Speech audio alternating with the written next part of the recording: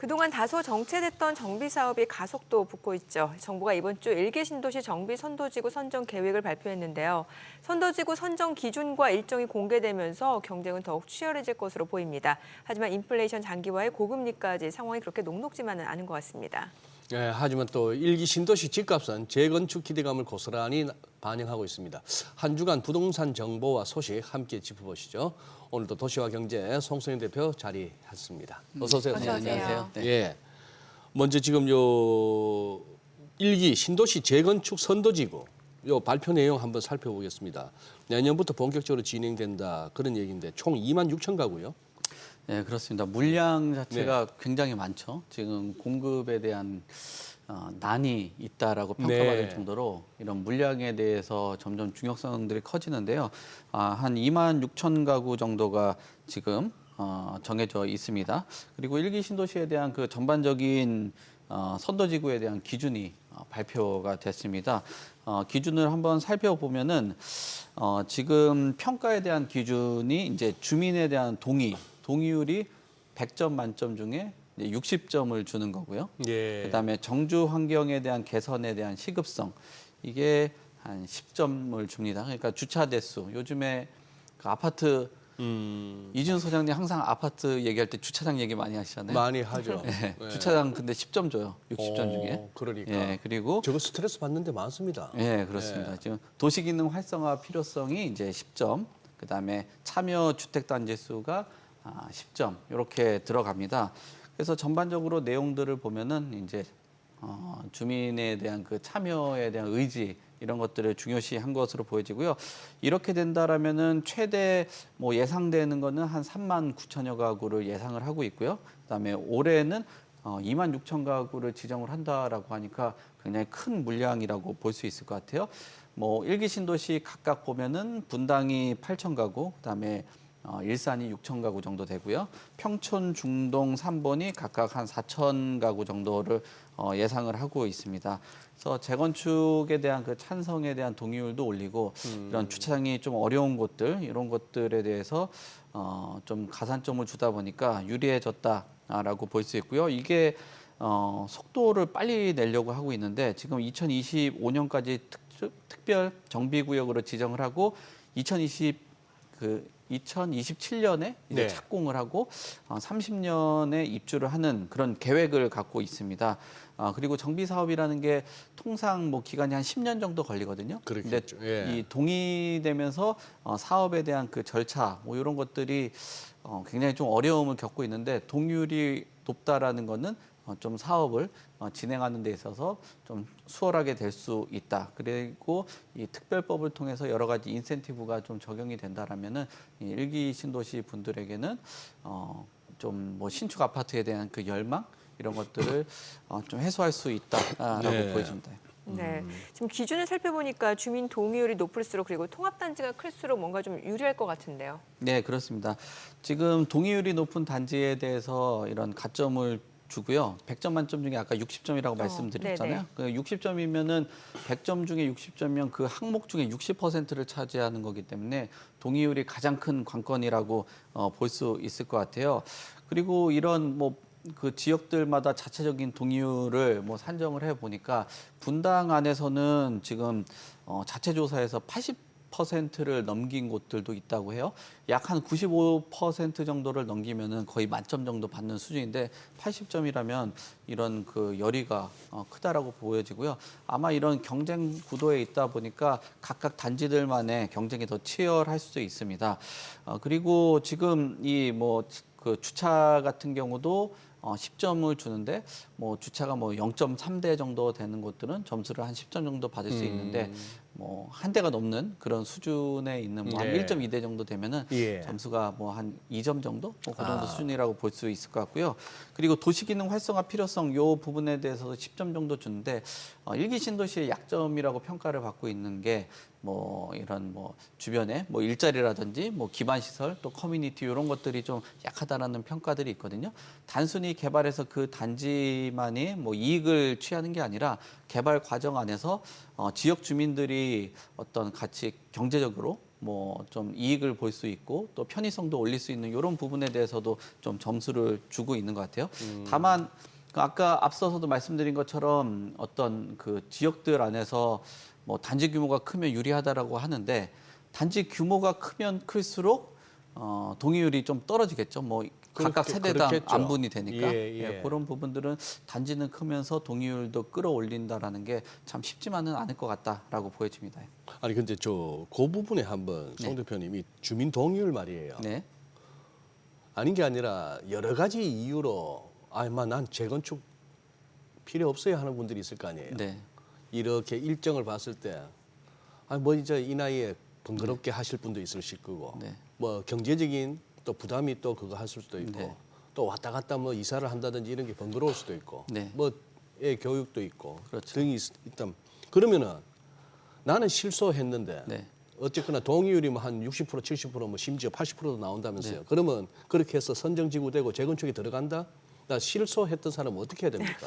뭐 실소하셨던 분들은 개별적으로 뭐 매각을 한다든지 그 전에 주택 가격이 오를 때는 뭐 매각을 통해서 본인의 자산 운영을 좀 하는 방법이라든지 아니면은 뭐 현금으로 받고 나간다든지 뭐 그런 형태가 그런 식으로 되겠죠. 네. 그래서 아마 이런 동의율 자체가 관건이라고 말씀드렸는데 그런 세대들이 많이 거주하는 곳들 같은 경우는 동의율이 좀 적을 예. 수 있다. 그래서 예. 신혼부부나 또는 뭐 이 재건축의 이런 선도지구로 지정이 안 되면은 개발이 좀 어려운 곳일수록 오히려 동의율이 좀 높을 수 있다. 오히려 대형 평수나 이런 곳들은 살기 괜찮거든요. 뭐 아파트가 그래도 한 20년 좀 지난 정도이기 때문에 예. 뭐 다가구나 뭐 다세대 주택보다는 훨씬 뭐 괜찮기 때문에 또 소득이 끊긴 분들 뭐 이런 분들은 그 추가적인 분담금에 대해서 보고 좀 결정을 할 것으로 보여집니다. 네. 근데 지금 이 재건축 선도지구 지정 이게 지금 집값을 움직입니까 지금? 네, 그렇게 볼 수 있는데 뭐 네. 다양한 해석들이 나오고 있어요. 일기 신도시 이런 재건축 선도지구 때문에 올랐냐, 아니면은 지금 집값 상승세가 오르고 있는 추세의 발표가 됐기 때문에 올랐냐라고 볼 수는 있을 것 같거든요. 네. 그래도 일정 부분 그래도 상관성은 좀 있다라고는 보여집니다. 지금 일기 신도시의 분당 같은 경우에 아파트도 뭐 4년 만에 신고가를 기록을 했다라고 하는데 지금 직전 최고가가 17억 2천 정도 됐습니다. 근데 지금 신고가가 한 20억 정도 나왔고요. 또 일산도 8억 8천 정도 되는데 9억 2천만 원 정도 나왔습니다. 그래서 저 한 4천만 원 정도 그 4년 동안 4천만 원 정도 올랐다라고 하면 뭐 인플레이션을 생각을 해볼 수도 있는 거고요. 그리고 지가 상승이 회복되는 국면에 있기 때문에 올랐기 때문에 단순히 일기 신도시만의 그 수혜로 뭐 한 4천만 원 오른 거는 조금 뭐 생각을 해볼 필요가 있을 것 같고요. 중동 같은 경우는 지금 중동 미리네 마을 동성 같은 경우는 직전에 2023년에 5억 3천만 원이었는데 지금 200만 원 올랐거든요. 네, 그게 뭐 엄청난 뭐 개발 호재라든지 그러네요. 변화로 본다라기는 조금 어려울 것 같아요. 진짜 인플레 감안하면은 좀 뭐 네. 올랐다고도 보기 힘든. 뭐 200만 원 오르면은 한 4년 동안 그 직장인 월급 정도 오른 건데 1년 동안 네, 그런 것들 보면은 일기 신도시의 효과로만 보기는 좀 어렵다라고 보여지는데요. 다만 그래도 긍정적이라는 거는 이 거래량이 좀 회복됐다라는 거는 거래가? 긍정적이에요. 네. 왜냐하면 분당 아파트 같은 경우는 올해 1월에 한 130건 정도가 거래가 됐는데 지금 4월은 한 300건을 돌파한 수준이기 때문에 그래도 뭐 2배 이상 거래량이 늘었다. 그래서 거래량이 늘은 거는 결국 수요가 좀 확장이 됐고 이런 투자 수요들이 몰렸다라고 볼 수 있는데 일기 신도시 안에서도 투자 수요가 몰리는 곳은 지금 현재 분당하고 일산 정도 수준이거든요. 그래서 전반적으로 일기 신도시 모든 지역에 훈풍이 본다라고 하는 거는 조금 그 시장 동향을 좀 모니터해 볼 필요가 있다고 보입니다. 예. 네. 그래요. 지금 한편 3기 신도시는 좀 분위기가 다른 것 같다는 생각이 드는 게 지금 연내 착공 보도, 착공이 힘들다 이런 보도가 나왔는데 일단 민간 참여가 저조하다라는 게 그 이유인 것 같은데 이제 LH 입장에서는 차질이 없다 이렇게 밝혔는데 어떤가요?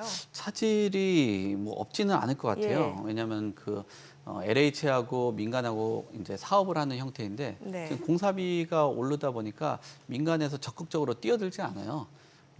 공공 입장에서는 사실상 어떤 뭐 정책적인 목표를 달성하기 위한 거라면 민간은 돈 벌려고 하는 민간은 거잖아요. 돈이 돼야죠 일단. 예, 돈이 안 되다 보니까 좀 외면받고 있는 상황이라고 봐야 될 것 같거든요. 그래서 공모를 지금 뭐 3번 정도를 한 상황인데 첫 번째 예. 공모했을 때도 선정이 안 되고 두 번째도 안 되고 지금 3번째까지 넘어온 그런 상황이기 그래요? 때문에 LH 입장에서는 좀 난감하다라는 평가들이 있습니다.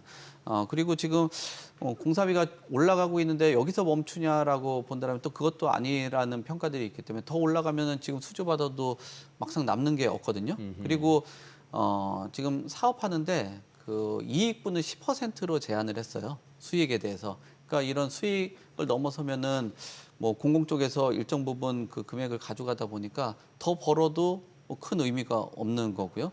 그러다 보니까 민간 사업장 안에서는 뛰어들지 않고 LH의 목표치보다도 이런 뭐 적극적인 그 뭐 수주가 안 되다 보니까 아마 좀 정상적인 그 착공이 뭐 좀 어렵지 않나. 뭐 LH 같은 경우 6월에 선정해서 12월 착공 정상적으로 추진한다라고 하는데 이런 뭐 공사비 증액이라든지 그 다음에 사업비에 대한 그 수익 뭐 이런 것들을 확보를 안 하면은 민간에서 좀 뛰어들 뭐 유인책은 좀 없어 보입니다. 10%로 한정한다. 네. 전체 그거에서 그 당신네들은 10%까지만 가져가라. 네. 나머지는 네. 뭔가 이렇게 공익 쪽으로 쓰이게 하라. 예.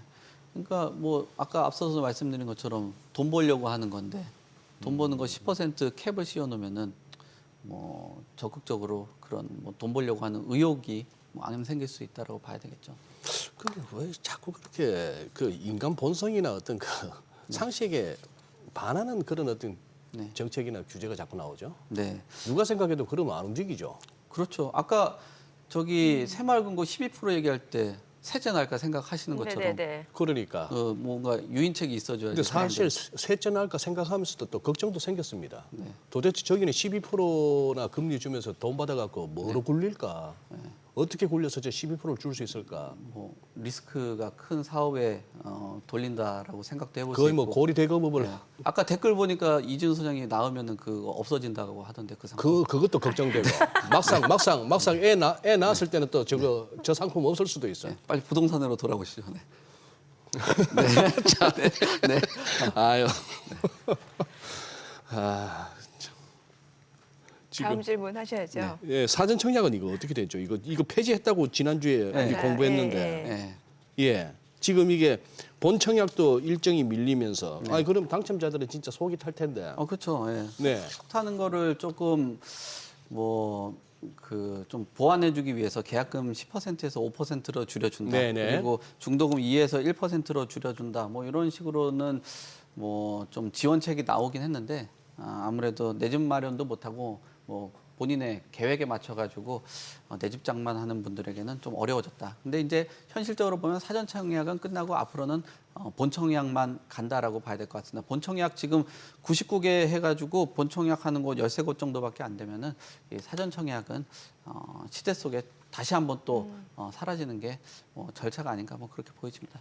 분양시장 좀 여쭤볼게요. 네. 지금 오늘 뭐 청약대기 수요자분들 굉장히 분주하실 것 같은데 네. 지금 보니까 서울 서대문구 서대문 센트럴 아이파크 견본주택 열린다면서요? 네, 그러면 지금 견본주택 열리는데 아무래도 지금 분양시장이 좀 다시 좀 올라가고 있는 상황이거든요. 올라간다는 네, 청약은 네. 뭐 청약 경쟁률이라든지 가점들 뭐 이런 네. 부분들이 올라가고 있어요. 근데 도심안에 이런 뭐 분양 물량들이 나오기 때문에 관심도는 있을 것 같습니다. 근데 좀 주의를 해봐야 되는 게 이 분양 시장이 올라가다 보니까 무분별한 청약들 많이들 하시거든요.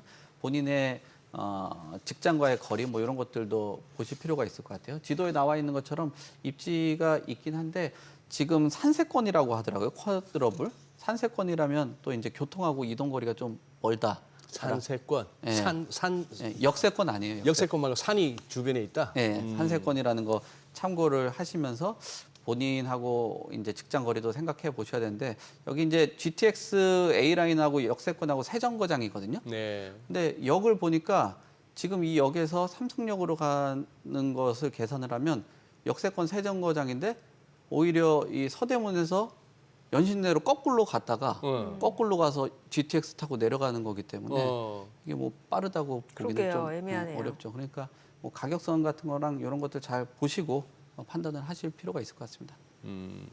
그래요. 네. 지금 분양가는 여전히 높다는 평가인 것 같아요. 예, 요 상품 같은 경우도 지금 센트럴 네. 아이파크가 뭐 한 11억 선 정도 중후반 정도 예상을 하고 네. 있거든요. 주변 네. 시세들 보면은 홍제 센트럴 아이파크가 한 11억 정도의 지금 실거래가 찍혔습니다. 지금 실거래 비교 잘 나오고 있는데요. 북한산 더샵도 10억 중반대, 예. 그다음 북한산 위부는 뭐 10억 미만이기 때문에 요 시세 대비했을 때는 좀 높다라는 평가가 있습니다. 지금 그래서 뭐 계약금 관련돼서 혜택도 좀 주고 있는 것 같은데 이런 그 계약금보다도 본인의 그 가격선하고 적절한 수준 안에서 좀 판단을 하셨으면 좋겠습니다. 이번에 무순위 청약 얘기 좀 해볼게요. 이제 지난 20일에 강북구 수유 시그니티 무순위 청약이 있었고 오늘은 이제 강동구 SI 팰리스 올림픽공원 접수 시작한다면서요? 예, 단순 변심으로 있거나 또는 계약이 취소되거나 부적격 이런 것들이 이제 무순위 청약에 해당되거든요. 무순위에 들어가면은 통장이나 가점 필요가 없고 19세 이상이면은 가능합니다. 네. 지금 수유 시그니티하고 SI 팰리스 올림픽공원하고 무순위로 진행을 하는데요. 지금 전반적으로 보면 이제 면적은 좀 작기 때문에 분양가는 저렴한데 3.3제곱미터당 계산을 해보면 높을 수 있다라는 것들도 좀 유념을 해볼 필요가 그러네요. 있습니다. 예, 강북구 평균이 3.3제곱미터당 2,100만 원 정도 수준인데 요번 이 상품 수유 시그니티 같은 경우는 3.3제곱미터 한 3,400만 원 정도 되니까 좀 높다라는 평가도 있어요. 다만 좀 분양가는 좀 저렴하다라고 볼 수 있고요. 그다음에 SI 팰리스 같은 경우도 지금 자막에 나와 있는 것처럼 지금 3.3제곱미터 5,700이 넘거든요. 강동구 평균이 네. 3,400인데 2천만 원을 넘는 그런 수준이기 때문에 아마 할인 분양도 하고 이런 무순위 청약들이 나온 거 아닌가 뭐 그렇게 보여집니다. 잘 참고를 하시고 뭐 청약에 도전하시고 뭐 임대 수익으로는 뭐 그래도 괜찮은 입지이다 보니까 그런 부분들 좀 참고하시면서 예. 전략 세우면 좋겠습니다. 네, 오늘 내용 잘 들었습니다. 예, 고맙습니다. 네, 감사합니다.